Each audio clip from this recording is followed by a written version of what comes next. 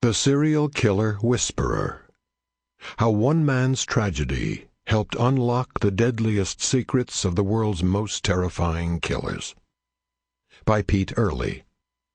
Narrated by Alan Sklar. Copyright 2012 by Pete Earley Incorporated.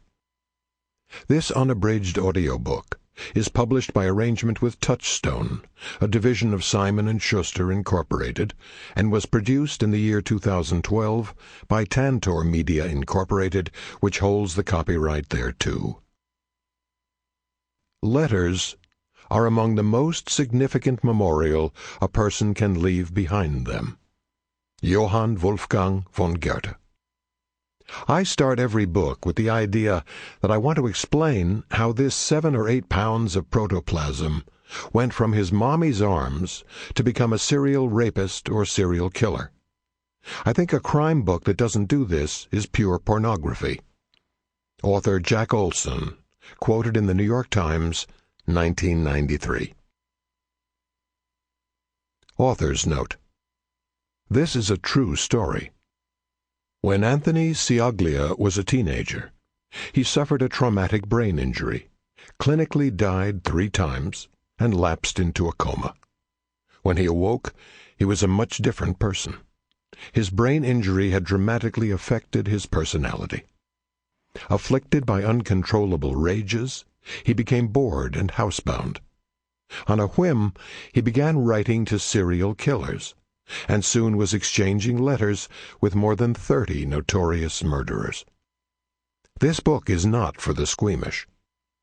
It contains uncensored passages lifted from more than 3,000 pieces of mail exchanged between Ciaglia and unrepentant serial killers. These letters have been augmented by several hundred hours of telephone conversations that Ciaglia recorded, plus interviews that he conducted in maximum security penitentiaries. The result is a chilling glimpse into the minds of psychopaths who discuss such aberrant acts as kidnapping, rape, torture, necrophilia, cannibalism, and murder, as casually as most of us discuss the weather. Much of what we know about serial killers comes from accounts written about their crimes and interrogations performed by homicide detectives or forensic psychiatrists. The letters in this book are unscripted, more reminiscent of chit-chat between 2 buddies who've stopped at a bar after work. There are no pretenses, few niceties, and no preening for prosecutors or the public. What follows is straight from a serial killer's mind to paper, and it is both terrifying and depraved. Initially, Ciaglia wrote out of curiosity. What makes a person become a serial killer? But as he peered deeper into the prisoner's dark world, he began to question if he shared many of the same demons as them. Because of the uncontrollable bursts of anger brought on by his brain injury, Ciaglia wondered if he were destined to become a killer. This book is a story about an average American family whose idyllic lifestyle is shattered by a terrible accident that pushes them to the brink of despair. It's also the story of a tormented man who eventually found purpose in the most unlikely way, by connecting with monsters. Pete Earley. Prologue. A typical Saturday. Tony Ciaglia felt the familiar butterfly rush in his stomach as he keyed open his private post box at the UPS store on Rainbow Avenue in Las Vegas. He called it his murder box. For the past 4 years, it had been the absolute focus of his life. Some would even say it had saved him.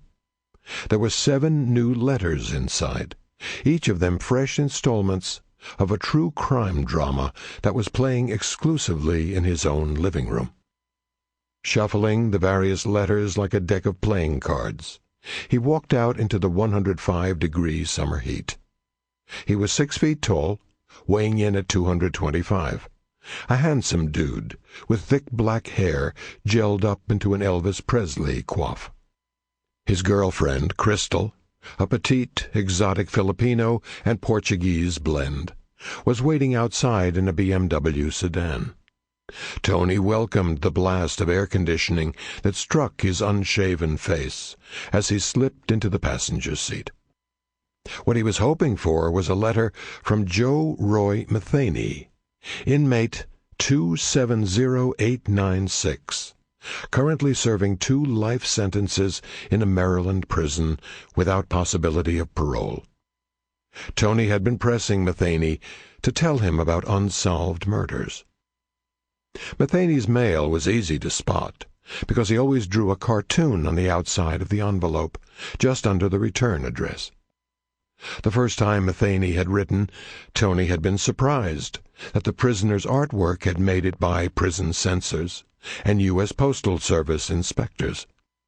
But after several years of uninterrupted correspondence, he'd concluded that no one really paid attention to Matheny's childish cartoons. His drawings always featured the antics of a round-faced baby with an oversized head and toothless grin. It was Matheny's trademark character, a serial killer's Mickey Mouse. As Crystal maneuvered the BMW north onto Rainbow Avenue, Tony held up Matheny's envelope for her to see. "It's from Joe," he announced excitedly, a kid with a candy bar. "Well, don't open it yet," Crystal chided, the mom telling him to wait for after the meal. Tony had promised his parents, Chris and Al Ciaglia, that he wouldn't read any of the letters from serial killers unless one of them was present. Although Tony was 32 years old, he still lived with his parents as he had his entire life. Tony examined the envelope, searching the drawing for a clue. Matheny had used colored pencils to sketch his cartoon baby. A cone-shaped party hat was strapped to its cue ball head, and the infant was clutching a giant burned matchstick in his left hand and a cupcake in his right. A flame flickered from a single candle stuck into brownish-pink icing. A birthday greeting. "I see it," he announced to Crystal, who was focusing on traffic. Matheny always hid some gruesome image cleverly inside his drawings, and now Tony saw it. Matheny's grinning baby was not clutching a birthday cupcake at all. What he was clutching was a woman's severed breast. The candle was rising from the graphically erect nipple. It was typical Matheny. Inside internet chat rooms and on serial killer websites, Matheny was known as the Cannibal Killer, a reference to how he had dismembered his female victims and served their ground-up body parts to unsuspecting diners at a roadside barbecue stand in Maryland. He prided himself on being the real Hannibal Lecter, life imitating art, and he had a small cult following on the web among self-proclaimed devil worshippers and serial killer devotees. "Do you know how much I could sell this for on the internet?" Tony asked Crystal. Just as quickly he added, "I never will, of course.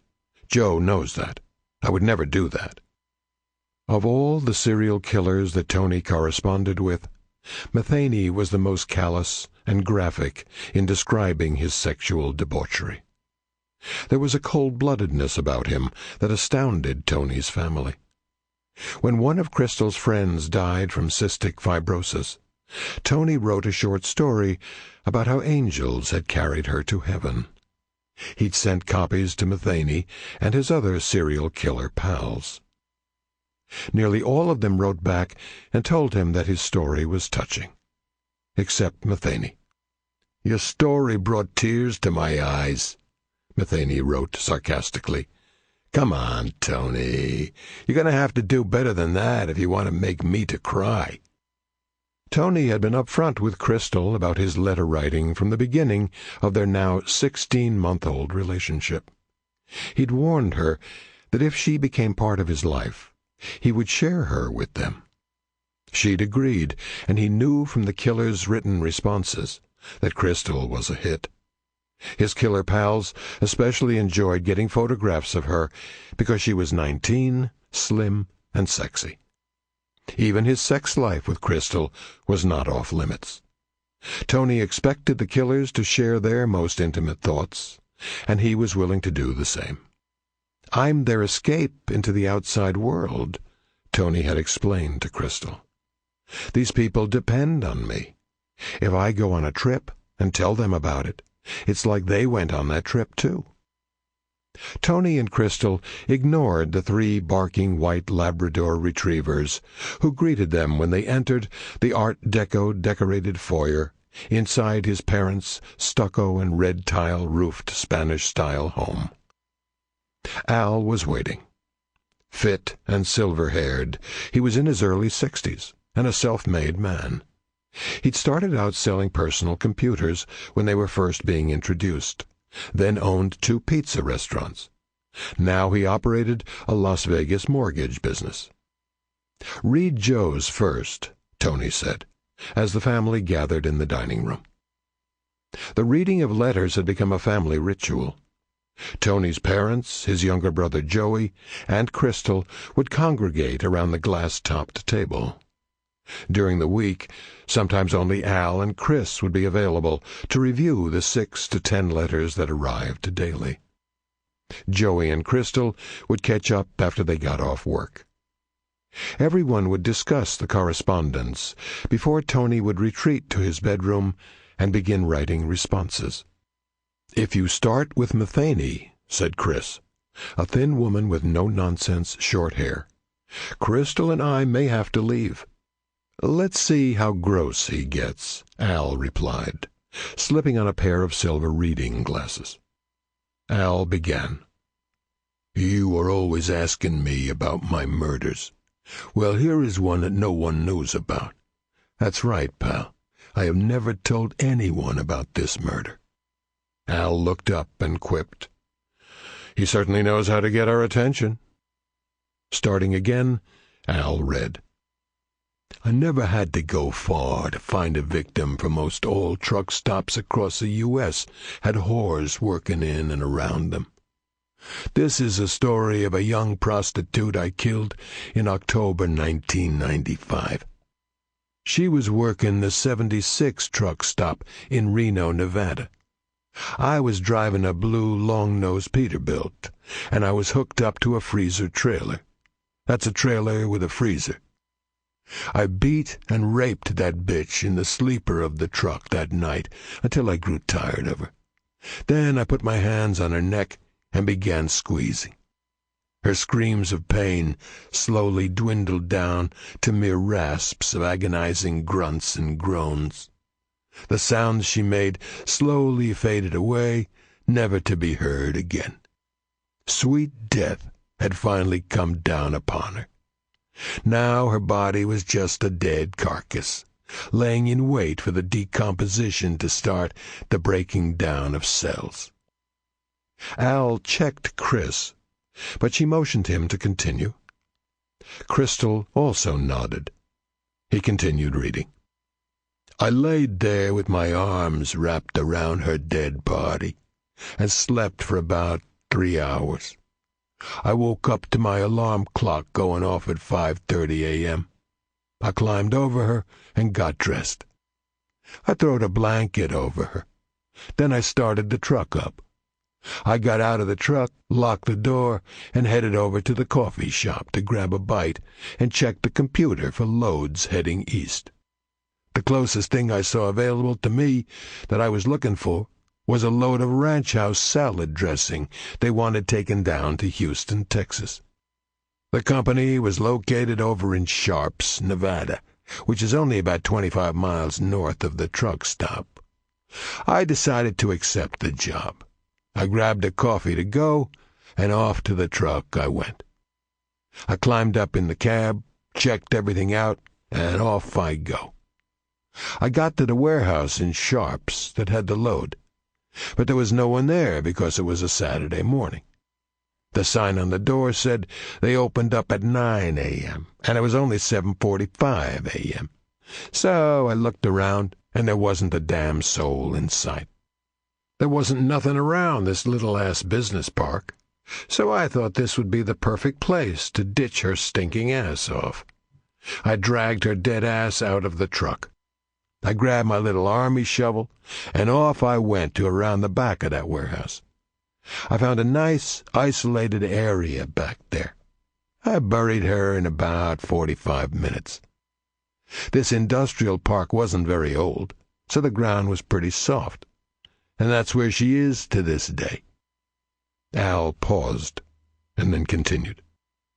"It was not for another 2 bodies later that I would realize what a waste of all that good meat was only ending up being nothing more than bug and worm food." Chris shot up from the table. She'd heard enough. "Okay," she said, exiting. But Crystal remained seated. Al continued. "I have never shed a tear for those I have killed, nor will I down the road. Those sweet young drug-addicted prostitutes that I killed back in my past were pretty much dead to the world long before I killed them. They were nothing more than walking zombies, looking for a few moments of pleasure from their sick, twisted daily lives of shame. I feel I've done those poor souls a favor. If I feel anything for them, I feel only some jealousy, for their pains are over. But mine will continue on as I sit behind these bars till the day that I die," Al said. "He signed it like he always does, Tony. It says, 'You take care, be safe out there, my best friend.' Is his thumbprint there?" Tony asked. "Yes," Al replied. Matheny always marked his letters with a thumbprint pressed into his own blood. "He's enclosed something in the envelope," Al added. Turning the envelope upside down, he gently shook it, and a hard object hit the glass tabletop and bounced to a stop. Tony snatched it.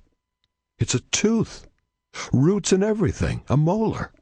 "Jesus," Joey said softly, leaning forward to look at the object that his brother was holding.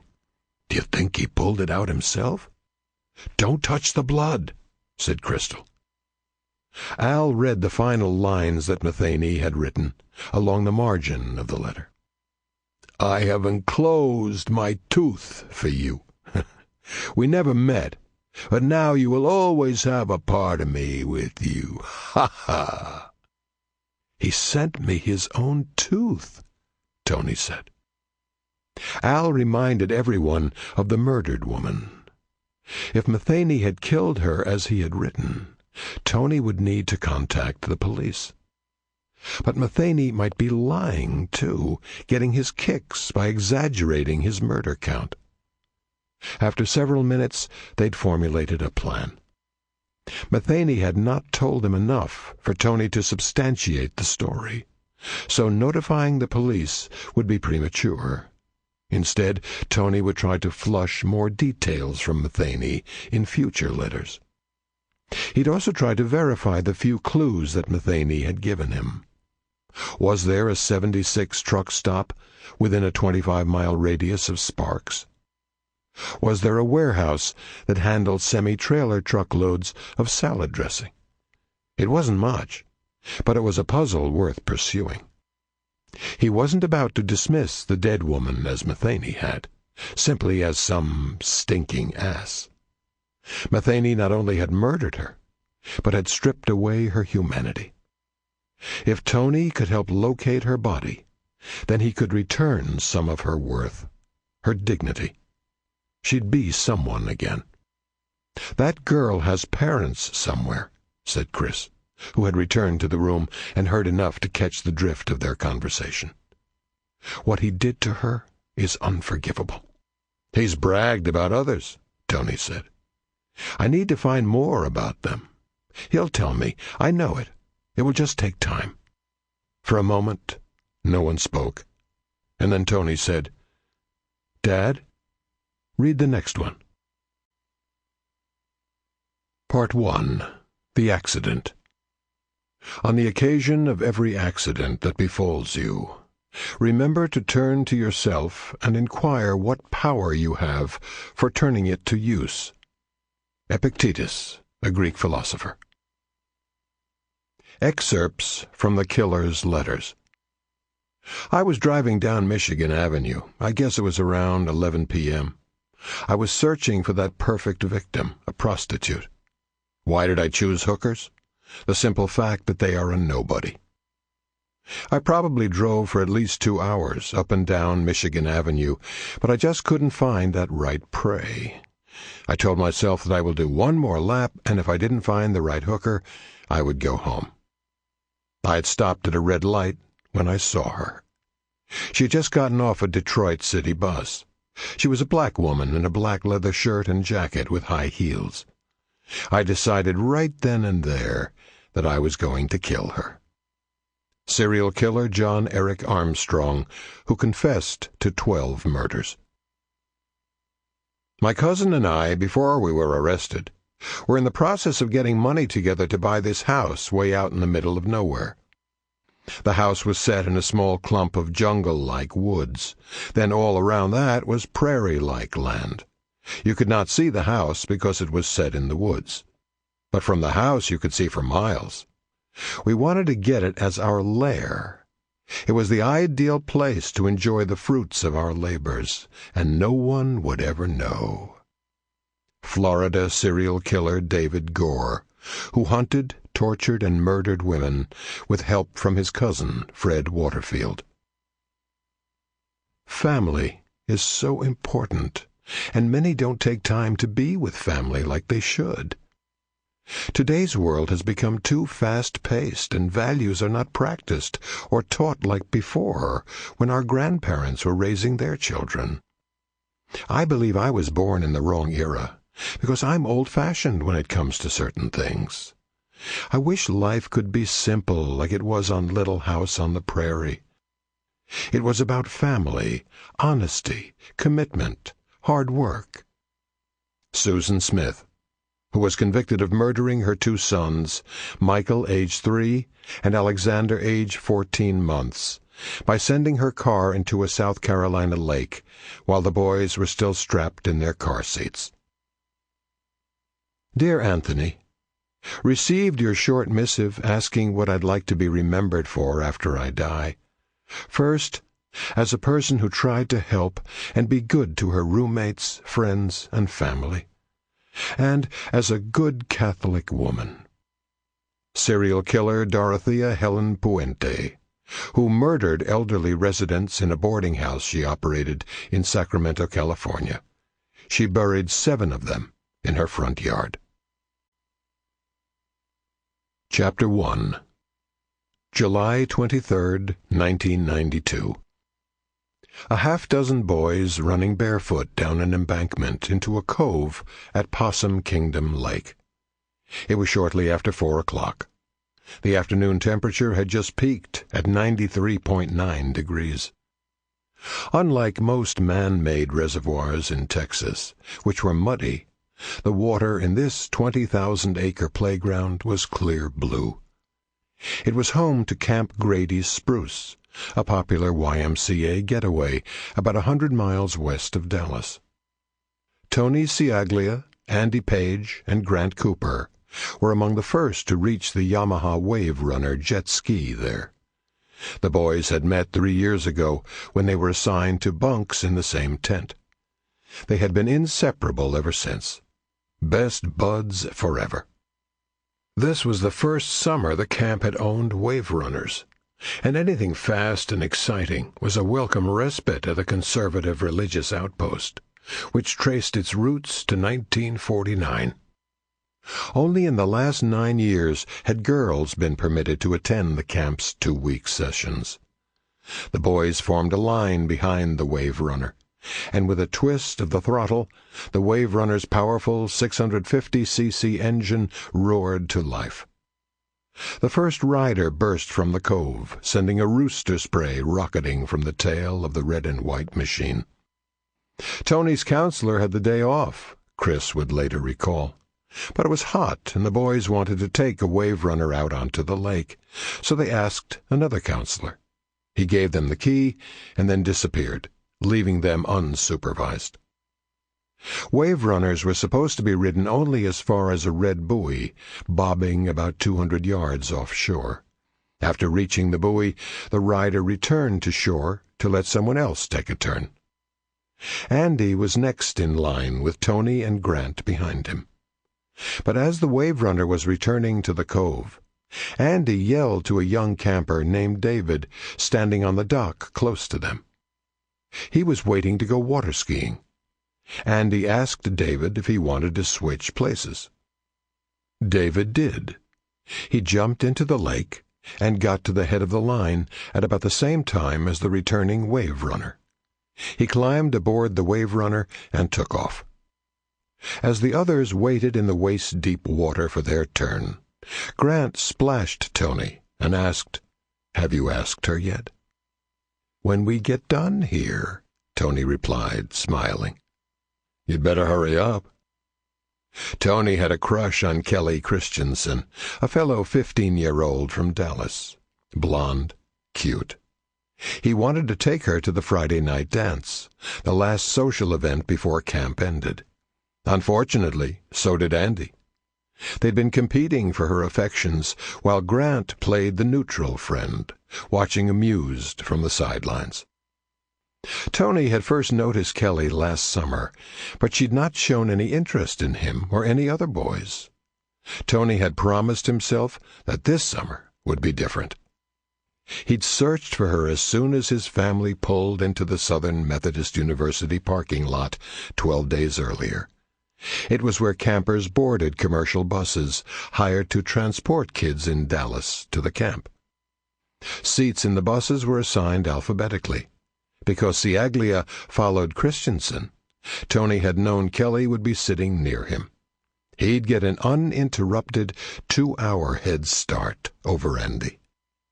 Tony had been so eager to talk to Kelly that he'd scooped up his gear from the back of the family's Plymouth minivan and started running across the SMU parking lot without saying goodbye to his parents or Joey, his kid brother, 3 years younger.